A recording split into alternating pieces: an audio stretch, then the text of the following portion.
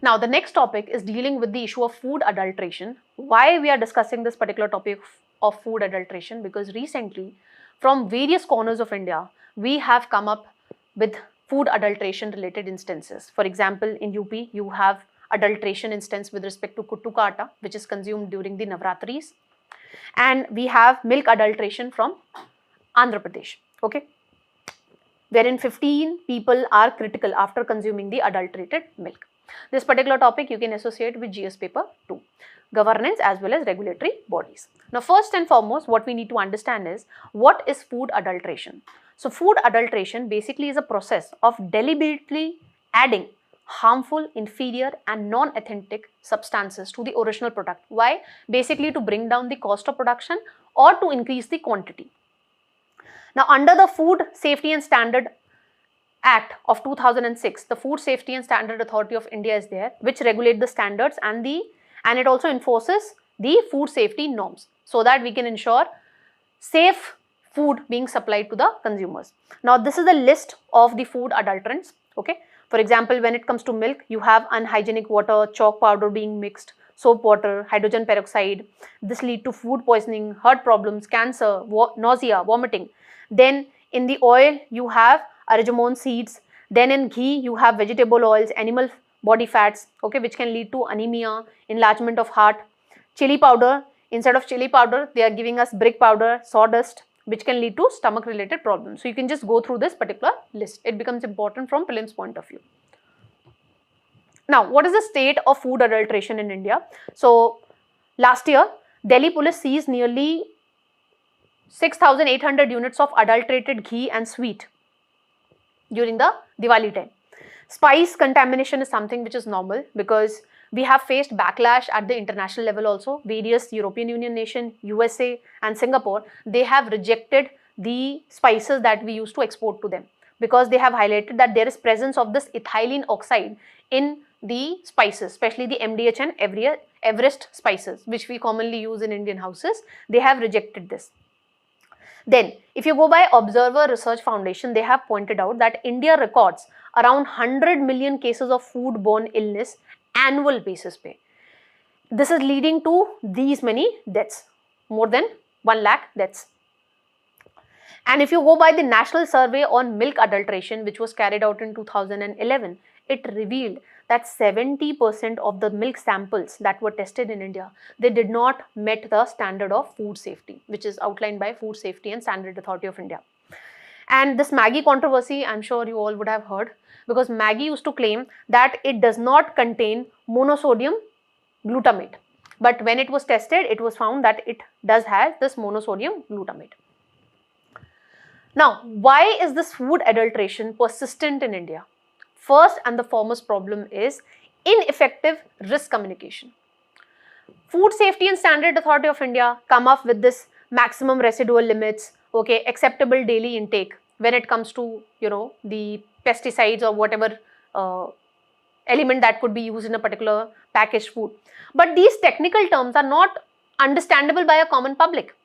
We don't understand that what is this maximum residue limits, what is this acceptable daily intake, okay, because they come in very minute quantity. They are expressed in parts per million or parts per billion, which is very difficult for common consumer like you and me to comprehend. So that is first problem. Another is deceptive marketing.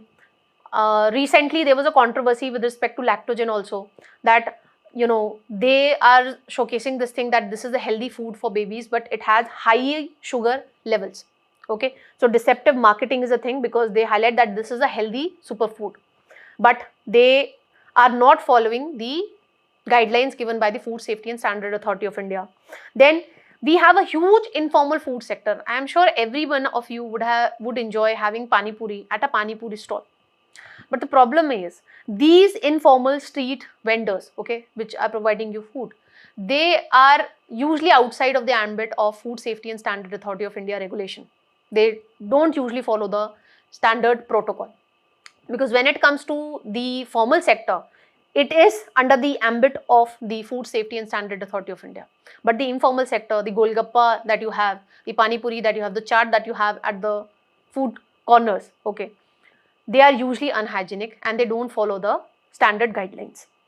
They are the ones, especially the one who are, selling samosas and pakoras. You will see that they continuously reuse the cooking oil, which increases the level of harmful trans fats in that particular oil, and it diminishes the nutritional value of that particular oil. What usually happens is the bigger restaurants, once they have used the oil, that is supplied to the smaller street vendors. Okay, and that's how the supply continues. And we are the ones who end up enjoying these samosas and kachoris, pakoris, etc. Okay, and this ultimately lead to stomach related illness. Then there is weak enforcement. Recently, we came across this milk adulteration. Milk was contaminated with ethylene glycol in the state of Andhra Pradesh, and you will be astonished to know this, that the milk vendor which was providing this contaminated milk was working without a license for around 11 years. So you can very well see that how weak is the enforcement of the food safety guidelines that we have in place. There are irregular food audits conducted by the authorities. Then there is ineffective deterrence. Even if you are providing unsafe food, you will only be getting a jail term of 6 months. This is not an effective deterrence. Okay, we need to come up with harsher punishment, because after consuming this unsafe adulterated food, I can also die at the end of the day. I might have to bear a huge medical bill also. So stringent punishment need to be put in place in this particular respect. Now, what all steps we have taken in this respect? First and foremost, we have established this Food Safety and Standard Authority of India under this particular Food Safety and Standards Act of 2006, and this is the body which is outlining strict regulation when it comes to manufacturing, storage, selling and importing food items, and penalties are also there if you violate the guidelines. Then the Food Safety and Standard Authority of India is aligning our food safety regulation according to this international best practice, that is Codex Alimentarius Commission. And under this, we have adopted a risk-based approach to food safety. We have set up the maximum residue list for pesticides. We have defined the safe levels for food additives, and we have adopted the standards for contaminants also. And this is in alignment with this Codex Alimentarius Commission.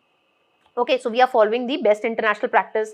Then we have come up with this HFAST.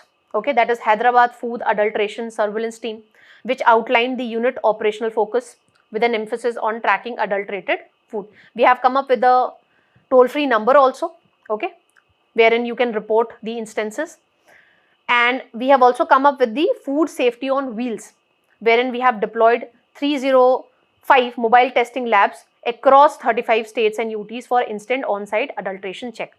We are also coming up with the Eat Right India movement. Okay, we have created sugar boards and oil boards in the schools so that children in the school, they consume and they develop better eating habits. Okay, we are also monitoring the e-commerce dark stores, okay, which are used by quick commerce outlets like Blinkit and all. And there are around 277 such stores, and the government has given this particular guideline that they need to get the license from the Food Safety and Standard Authority of India in this particular regard. Now, what more needs to be done? So, like we have come up with this HFAST in Hyderabad, similar, surveillance team should be created in other states as well, so that there should be regular food audit should be conducted on a regular basis. Until and unless the people who are providing us unsafe food, they don't have this threat that they'll be caught, they will continue to provide us adulterated food. So we need to come up with such more adulteration surveillances teams in other states as well. Then, like we are doing in Mumbai, okay, we have come up with this food safety training for the street vendors. So similar food safety training should be provided to the street vendors across the country. We need to do their capacity building so that they can handle the product safely, they ensure effective disposal, okay, effective storage, and this would enable us to do the formalization of the informal street vendors. Okay, this is a good practice that needs to be replicated other cities as well. Then, as the Food Safety and Standard Authority of India has come up with this DART manual, that is detect adulteration with rapid test. Okay, this is enabling the common consumers like you and me to understand that whether a product is adulterated. For example, for milk, they have said that if you want to check that whether the milk is adulterated or not, you put it on a tilted surface, and if the milk would fall rapidly, that means it is adulterated. If the milk is original, it would fall at a slower pace. Okay, so like this, how we can check that whether a food item is adulterated or not. For this, the Food Safety and Standard Authority of India has come up with this DART manual. This needs to be spread among the consumers, okay, so that they are also able to understand the technical terms, and they can, through simple methods, they can understand that whether a food item is adulterated or not. Okay, we need to increase awareness in this particular respect. Then we need to streamline the supply chain. For example, we have this reuse cooking oil scheme that needs to be promoted, so that we prevent the continuous reuse of frying oil. Okay, rather this should be used for creating aviation fuels. Okay, then we need to subsidize the testing kits, especially for the small dairy farmers, because right now why they are not able to provide quality milk, because they lack the testing kits. So we need to subsidize the testing kits so that they can do the testing at a smaller level, and then they can provide us safe milk products. Then we also need to come up with a safe harbor provision. So if anybody is reporting that yes, there is contaminated food being provided, that person should get lesser penalty. Okay, so we need to ease the penalty for dairy operators who report that yes, our milk has got contaminated. Then in that case, stringent punishment should not be provided to them. This would enable us that there is early disclosure, and accordingly the authorities can act in time and they can save the lives. Okay, so basically we need to work on a 360-degree approach. We need to ensure effective enforcement of the laws. Okay, regular food audit should be conducted. We need to ensure that whosoever is providing the food, that person has the proper food license from the Food Safety and Standard Authority of India. We need to formalize the informal street vendors who are providing us food, okay, so that they also adopt healthy and safe practices. And then we need to increase awareness among the consumers in this particular respect, and we need to bring the necessary changes in the supply chain as well. Okay, like this RUCO initiative. That's all that we need to know with respect to this particular topic. I have framed a practice question for you people. So based on the discussion that we have, please try and attempt this particular question. With this, let's move on to the prelim pointer segment.